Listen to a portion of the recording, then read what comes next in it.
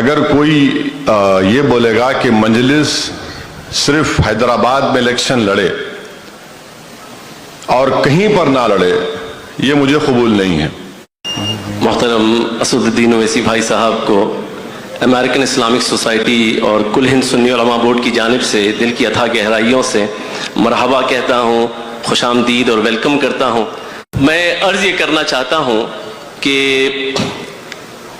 آپ کی قیادت کو قومی سطح پہ، مجموعی طور پہ، متحدہ طور پہ قومی سطح پہ آپ کی قیادت کو کس طریقے سے مضبوط کیا جائے تاکہ یہ جو تعلیمی پسماندگی اور جو آمدنی اور جو آج کے موجودہ حالات میں تجار جو پریشان ہیں کہ جتنے مسلم بزنس مین کے انڈسٹریز تھے وہ آج بند ہوئے جا رہے ہیں، چونکہ جو برادران وطن غیر مسلم برادران وطن ہیں ان کو کمیونل فیلنگز کی وجہ سے آرڈرز نہیں دے رہے ہیں، اور ایک بڑی تعداد ہے جو مائیگریٹ کر رہی ہے اس خوف کے ساتھ کہ ہمارے آنے والی اولاد کا مستقبل کیا ہوگا۔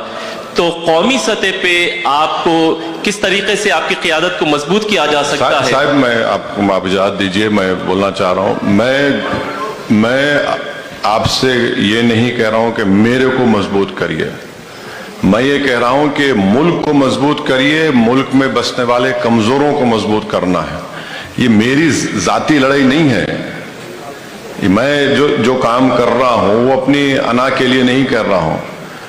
یقیناً آپ جو تمام باتیں آپ نے کہی ہیں بالکل صحیح ہے، مگر اس کا یہ ہے کہ میں بار بار کہتا ہوں کہ اگر آپ مجلس کو قبول نہیں کرتے تو کسی اور کو قبول کریے۔ بلکہ میں تو یہ بھی کہوں کہ جو مسجدوں میں بیٹھ کر ہمارے علماء کرام بولتے کہ بھائی سیکولرزم کو زندہ رکھو، میں کئی مرتبہ جا کر ان بزرگوں سے بڑے ادب کے ساتھ ان سے عرض کیا ہوں کہ حضرت آپ الیکشن لڑ لیجئے نا، آپ الیکشن لڑی، ہم ساتھ دیں گے آپ کا۔ اگر آپ بولیں گے سیکولرزم زندہ رکھو تو سیکولرزم کہاں ہے بتائیے ہم کو، آپ کون سے سیکولرزم کی بات کر رہے ہیں؟ کہاں ہے سیکولرزم؟ آئین میں ہے، مگر کیا وہ پولیٹیکل سیکولرزم میں نہیں ہے؟ تو اور یہ ذمہ داری جو بھارت کی جمہوریت کو یا سیکولرزم کو بچانے کی جو بات ہے، پولیٹیکل سیکولرزم مر چکا ہے، پولیٹیکل سیکولرزم کا ایک جنازہ ہے۔ اگر آپ بولیں گے نہیں بھائی آپ ہی زندہ ہے اٹھا کے لے کے چلو، میں نہیں مانتا اس کو۔ آپ کا کہاں ہے، آپ کا کنوکشن کہاں ہے، آپ کا کھڑے کہاں رہتے ہیں آپ؟ مگر مسلمان کے جو ذمہ دار لوگ ہیں ان کو یہ بات سمجھنی چاہیے کہ وہ پولیٹیکل سیکولرزم کے لیے کہاں تک آپ جائیں گے؟ آپ کانسٹیٹیوشنل سیکولرزم کے لیے لڑائی لڑیے، وہ ضرور ہوگا، تو وہ ہو ہی نہیں رہا ہے۔ تو یہ بڑی پریشانی کی بات ہے کہ آپ اعلان کر دیتے، اس کے بعد پھر آپ بولتے نتیجہ نہیں نکلتا۔ میں یو پی الیکشن کی مثال دے رہا ہوں، میں سب سے ملا یو پی الیکشن میں، میں ہندوستان کے بہت بڑے حضرت مولانا ہیں، میرے پاس دو لوگوں کو بھیجائے، دو مفتیوں کو، بولے کہ آپ حضرت کا پیغام لائے، میرا سر آنکھوں پہ حکم کریے۔ بولے نہیں حضرت یہ فرما رہے کہ آپ الیکشن مت لڑیے۔ میں بولا بہت مشکل ہے۔ بولے کیوں؟ بولا میں آدھے سمندر میں پہنچ چکا ہوں، اب واپس پلٹ کے کہاں سے آؤں گا میں؟ تو بولے کیا پھر کیا ہو سکتا ہے؟ بولا آپ میرا الائنس کرا دو سماجوادی پارٹی سے۔ تو بولے بڑی اچھی بات ہے، کتنی سیٹ ہونا؟ بولا 10 ہونا۔ اتر پردیش میں 400 اسمبلی، بولا 10 دیجئے، اور وہ 10 وہاں سے دیجئے جہاں پر سماجوادی کا کوئی ایم ایل اے نہ ہو، یا پھر آپ سیکنڈ نمبر پہ وہاں پر، میں 10 دے دو میرے کو آپ۔ بڑی معقول بات ہے۔ جا کے حضرت کو بتائے، میں پوچھا بھائی کیا بات ہوئی؟ بولے حضرت بڑے خوش ہوئے آپ سے۔ میں نے خوش تو ہوئے مگر میرے دل کو بھی خوش کر دو آپ کچھ بول کے۔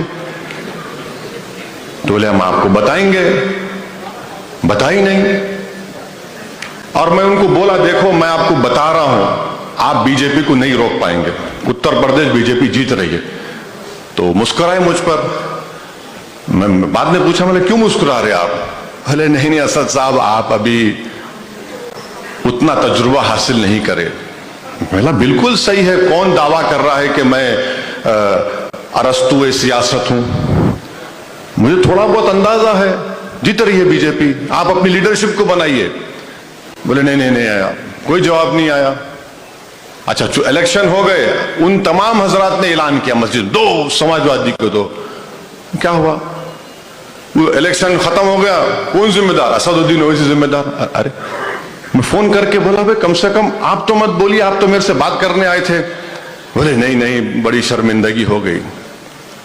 اچھا 2019 کے لوک سبھا کے چناؤ میں ایک بہت بڑے فلم پروڈیوسر ہے بمبئی کے، میں الیکشن کیمپین میں تھا تالاب کٹے میں یا کہیں پر، تو بولے بھائی بہت ضروری بات کرنا ہے، آپ ذرا فون بات کرو۔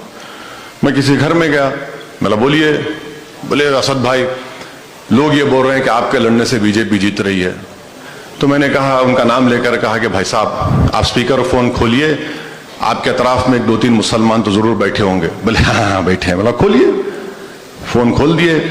اس کے بعد میں بولا ان تمام سے کہیے کہ وضو کر لیجئے، 2 رکعت نفل نماز پڑھ لیجئے اور اللہ سے دعا کریے کہ اگر اسد الدین اویسی ملا ہوا ہے تو اللہ اس کو برباد کر دے، اور اگر جھوٹ بول رہا ہے تو یہ برباد ہو جائے۔ اگر ان میں اتنا بھی ہمت نہیں ہے تو چلیے کعبۃ اللہ میں چل کے کھڑے رہ کے آپ بول دیجئے بات، اگر وہ نہیں تو رسول اللہ صلی اللہ علیہ وسلم کے روزے مبارک میں چل کے بولیے۔ تو فوراً وہ پروڈیوسر صاحب فوراً اٹھا لیا، ارے بھائی آپ کیا کہہ رہے ہیں، لوگ تو پریشان ہو رہے ہیں۔ بولا پریشان کیوں ہو رہے ہیں؟